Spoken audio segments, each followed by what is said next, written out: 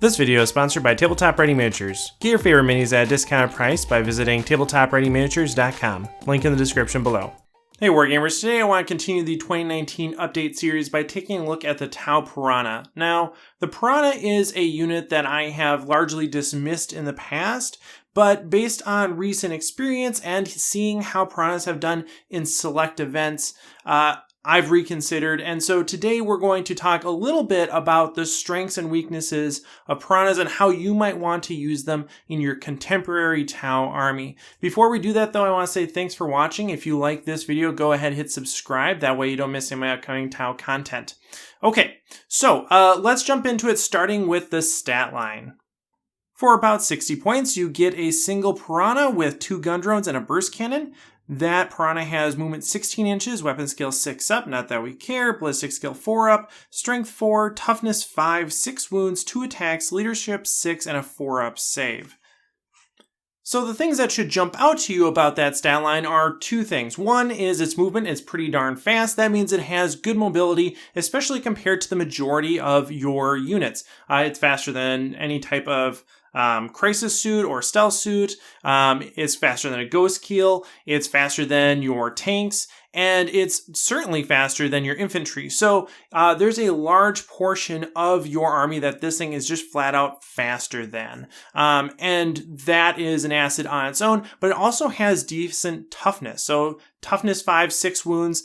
That's a good chunk of wounds, especially compared to the alternative for, in general, pulse fire, which would be fire warriors. Fire warriors, toughness 3, 1 wound. And so you have a much higher durability in the Piranha platform versus the fire warrior platform for strength 5 shooting. And I think that's important to note because there is a significant points cost to taking a Piranha versus the equivalent firepower in Fire Warriors. You're paying for that durability and for that mobility. Granted, it's only a 4-up save, so the same as a Fire Warrior, but you have that higher toughness and that larger number of wounds that preserve its utility for longer than a equivalent unit of Fire Warriors. So it has durability, it has mobility, it has some firepower, and that's the Piranha in a nutshell. As far as special rules go, it doesn't have any. It is what you see, but it does have attached drones, and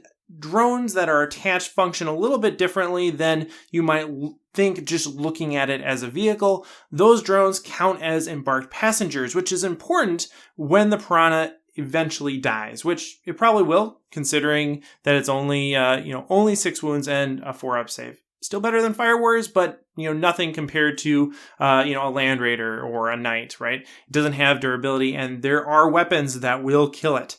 So when that Piranha dies, having the attached drones as embarked passengers is important because it means those drones don't just go away with the Piranha, they create their own unit. And if you have a unit of multiple Piranhas, each Piranha's drones form their own distinct unit. You don't get, a unit of 6 drones from taking 3 Piranhas. You have 3 units of 2 drones, which functions very differently and has different implications for how you use those, and we'll talk about that in a minute. As far as options go for the Piranha, you don't have a lot of choices. You have your selection of main gun. You can either take the stock burst cannon, or you can take a fusion blaster for 10 extra points. The fusion blaster is appealing in situations where you don't have fusion in your list otherwise. It solves some of the problems with taking fusion on crisis suits, namely getting the fusion blaster to the target, but it's only 1 fusion blaster on a ballistic skill 4 model. So it's really not going to make a huge difference one way or the other, having that 1 fusion blaster on that 1 Piranha, or however many Piranhas you have. It's just not the volume of fire that you need for something with that variability and outcome. So for the points and for overall impact, I don't think the Fusion Blaster is the way to go. I've played with them with Fusion Blasters. It's fun. You get lucky sometimes. But the more reliable option is the Burst Cannon. It has more volume of fire, meaning that you're probably going to have a better chance at doing something, even if it is just a Strength 5 shot. And then on top of that, it synergizes, or rather complements, the types of targets you're going to be going after with the Gundrone's pulse carbines, right? It's the same profile. So you are basically, just having more strength 5 shooting as opposed to trying to balance the strength 5 shooting and the strength 8 shooting. And how are you, what is your target? Where are you positioning yourself? It makes it much cleaner if you just have that one strength 5 profile that you're using and applying to some target unit. So having the burst cannon, I think, just works better and it's more points efficient. The other option that you have is to take seeker missiles. And seeker missiles, yes, again, drive up the cost of this already, fairly expensive model, but seeker missiles are good. I think seeker missiles are a great investment pretty much wherever you can take them. And if you're investing in a Piranha strategy, taking 2, 3, 4, 5, 6 Piranhas in a list, you can get a lot of seeker missiles that way. And so taking seeker missiles, up to 2 seeker missiles per Piranha is a nice sneaky way to kind of jam pack your list full of seeker missiles that will be able to do a turn 1, turn 2 alpha strike against high priority targets. And so those seeker missiles, I think, are a good investment if you're willing to support them. If you want your Piranhas to, run up the board turn 1 and not necessarily give them marker light support or Master of War abilities, anything like that, seeker missiles are not quite as good because they would normally hit on a 6, but if you give them sufficient marker lights, they're going to be hitting on 4s, but they're heavy weapons, and so if the Piranha moves, suddenly you're hitting on 5s again, and it kind of falls apart. So seeker missiles are good if you support them in this list or in this general idea of taking Piranhas. Seeker missiles can be good if you give them the correct support. And that brings me to my next point, which is the 3 values I find in Piranhas, the 3 things that I think Piranhas are particularly useful for. The first is as a seeker missile battery, just like we were talking about. If you are looking to gun something down early in turn 1, potentially turn 2, have your Piranhas loaded up with seeker missiles in your gun line and surround them with your commander, or rather surround your commander with them. Put out a bunch of marker lights on a knight or some other high priority target, get it to 5 stacks, call Cao Yan, and suddenly you have a bunch of seeker missiles that are hitting on 3s, rerolling 1s, rerolling 1s and 2s because of Cao Yan, and that's a pretty darn reliable source of seeker missile fire. So having that alpha strike with a bunch of seeker missiles on Piranhas can be devastating. You can get a lot of damage out that turn 1 using that, and then after that, they're free to zip around, use their burst cannons, use their mobility to interact with other units in various ways, which are the 2 other strengths that I think Piranhas have. The first is in just being an anti-infantry gunboat, right? You have 12 strength 5 shots that can go through a unit of, standard infantry fairly well, depending on what that infantry is. Orc Boys is going to do better than, a bunch of Primaris. But in general, having that mobility to go and, seek out hard to get at units, like, if you have a unit of, cultists or something that are on an objective behind a ruin that you can't otherwise see, those Piranhas can zip over there and take care of that for you. So having that volume of fire on a mobile platform is useful, particularly towards the end of the game when you're trying to do some cleanup work. And their durability allows them to potentially last that long. So having that flexibility is useful. The third value of Piranhas, I'm saying it like it's a philosophical thing. The third value of Piranhas is as a bully unit. And this is something where they've had a lot of success at Nova and in some other formats where the Piranha can zip up and inhibit the movement and shooting of enemy units. What I mean by that is you have your Piranha get up there, and it can either intentionally get into close combat or just park itself in front of a unit that will then either have to shoot it or charge it or somehow get it out of the way in order to go where they want to go. And so if you have that Piranha unit in their way, it has a pretty big footprint and they have to deal with it in some way, leaving your other targets, your other more valuable potentially targets, unscathed or at least at a lower priority. So that helps. And then additionally, if they do end up in combat or even if they die to shooting, your drones, because they're an attached drone unit, get to pop out afterward, assuming that the Piranha dies. So those drones pop out of this wrecked vehicle, and lo and behold, the enemy didn't actually solve their problem. They still have to deal with these drones before they can get to where they want to go, before they can get out of combat, before they have another target that they can engage with.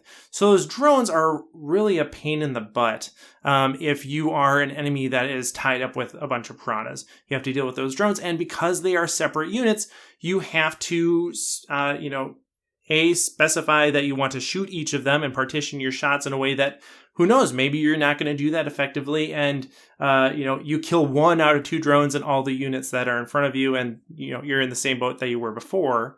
Or if you're charging, you have to declare all of them.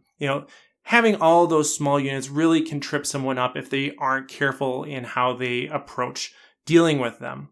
So that in itself is something that can be really valuable if you are bringing multiple units of Piranhas, or at least multiple Piranhas themselves. One Piranha is, on its own, not going to really have the, critical mass to have that big of influence on enemy movements, but, depending on the size of the unit, could have some sway. So I think those 3 things, as a seeker missile battery, as an infantry hunter, and as a movement blocker, really make the Piranhas a valuable choice in certain types of lists. There are some weaknesses to this, though. One, of course, is cost. If you load them all the way up with, fusion blasters and seeker missiles, you're looking at something like 80 points, which is a lot for what you get, frankly. They still have those strengths, but it's a sizable chunk of points that you're putting into that one model. So that is a downside.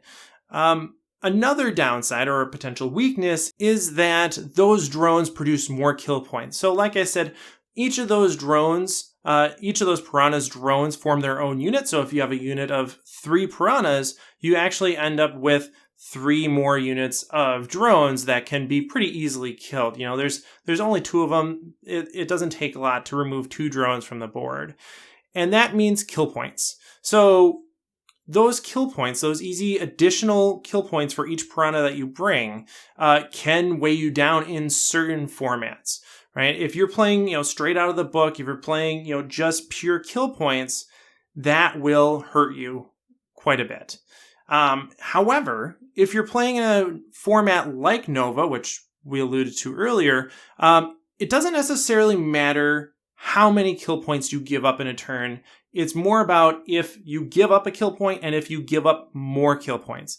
You could give up 2 more kill points. You could give up 10 more kill points. It's all the same. So having a bunch of drones that might die all in one turn, even if they're across multiple units, doesn't actually hurt you that much. It's essentially the same as just losing, 1 or 2 more units as opposed to, a handful of units, because the cost to you, aside from the tactical loss, but in terms of, points at the end of the game, it's a wash. So playing in certain formats where there's, a little bit of a buffer against that mass kill point gain that your opponent can get, can make Piranhas just a little bit more useful. And I think it pushes them to the position where they're a much more competitive choice in that environment than in other environments where kill points total are more important. So that's a weakness, but there's a way you can get around it. So overall, I think Piranhas are a lot more valuable today than they were when the Codex came out or when the Index was issued. Any of those things, I think Piranhas are in a pretty good space.